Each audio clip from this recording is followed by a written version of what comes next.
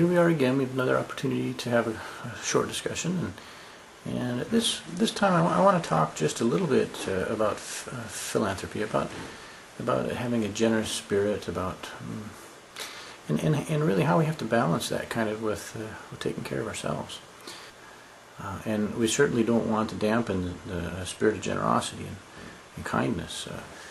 But sometimes being overly generous, overly kind to someone, helping them too much, can actually not only damage ourselves, but also maybe cause some damage, some strange, it may sound strange, but it cause damage to the person that we're actually trying to help too. So, and in approaching this subject, maybe I can just share with you something that ideologically I've struggled with. Now, I really actually enjoy the struggle, but it's the fact that we are at the same time very, very isolate in nature.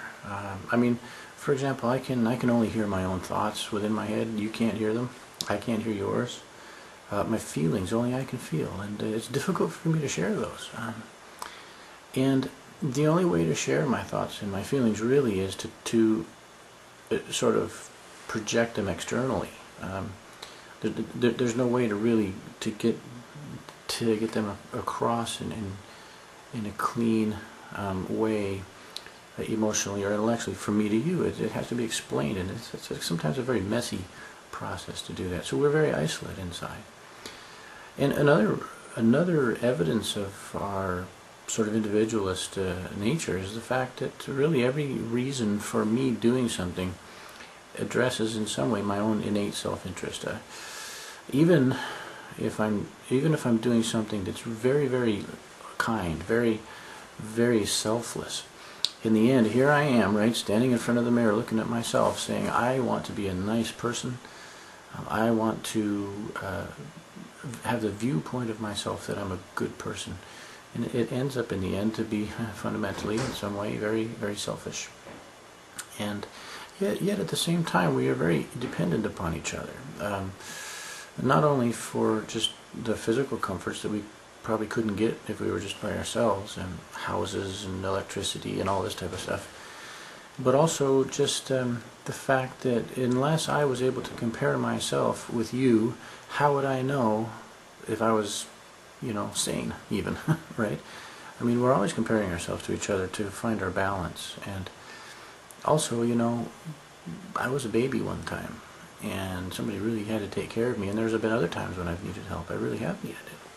And someone was kind enough really to do that for me, and that's a motive for me also to engage with other people. But there's a lot of motives really behind philanthropy, and but this balance between how much should I take care of myself and how much should I be generous to other people.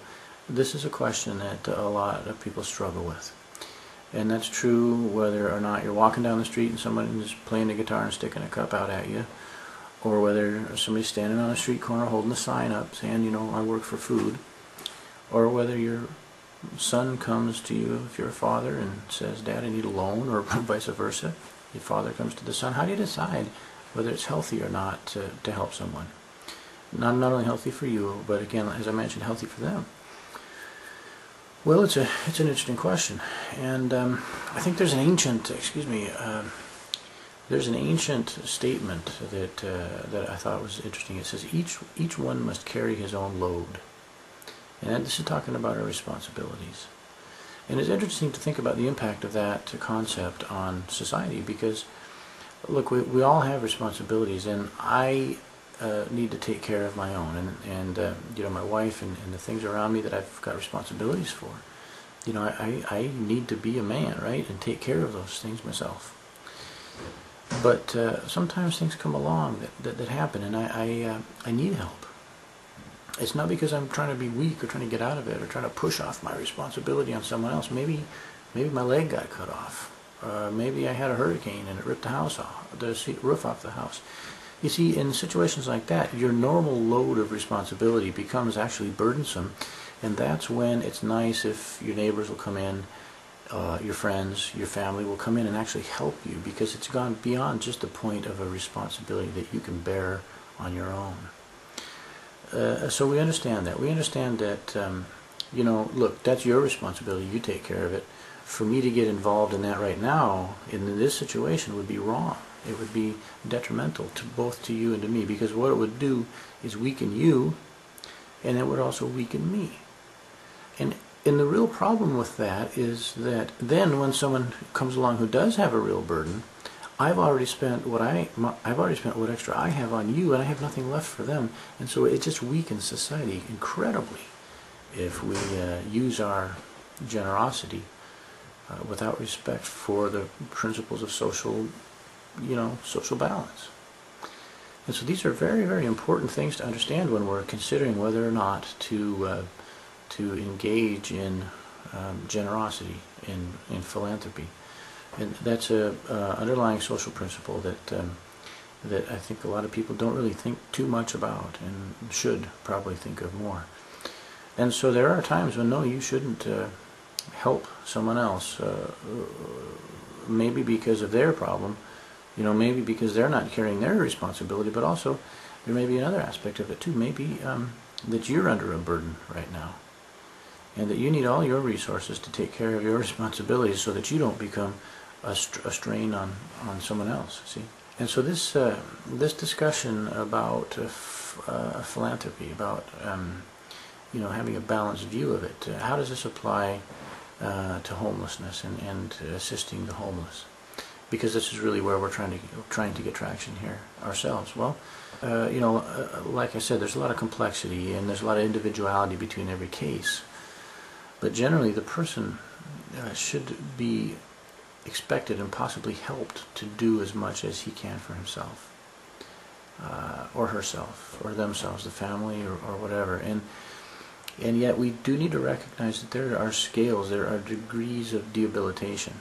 And some people are more debilitated than others and need complete and total support. Some people are less debilitated and need to take more of a load on themselves, but still they warrant help, and they deserve it simply because they're the sentient nature of their beings. They're not animals. People are not. Even if they have big problems, even if they have mental problems, disabilities, physical problems, people are sentient, and they deserve as much respect as you and I would give to each other.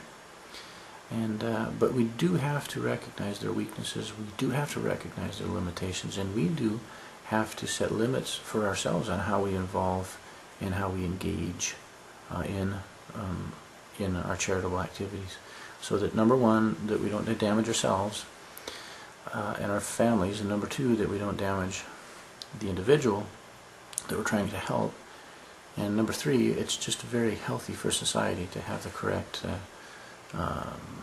view of the principles. And so now in saying these things, I in no way want to discourage love and the gentle and loving nature of a heart that wants to give. But I would caution anyone to make sure that what you do have to give, what you've resolved in your heart to give, and whether it's time or whether it's money, whether it's food, that none of what you give would deprive your family in a way. I mean, self-sacrifice is good too, I'm not saying that, but would deprive your family in a way that would undermine your responsibilities. You see, that's the point. And also, when we ask for help, when we're looking for help, I should say, that we would probably want to, before we ask for it, we would probably want to examine the entire spectrum of our resources, or the resources closest to us, right? Because it's our responsibility. And you know what? My father has a responsibility toward me before you do. So if I had a problem and I needed help, I could come to you first, but that would be kind of backwards, wouldn't it? I mean, I should probably go to my father first, and then if he couldn't help or wouldn't help, then maybe it would be my responsibility then probably to come and ask you. And even if I was shamed, even if it was not in my nature to ask you for help, but when I looked at I don't have kids, but when I looked at my kids, and I do have a wife, when I looked at my wife and I thought, boy, it's my responsibility to take care of her, I kind of have to go and ask you.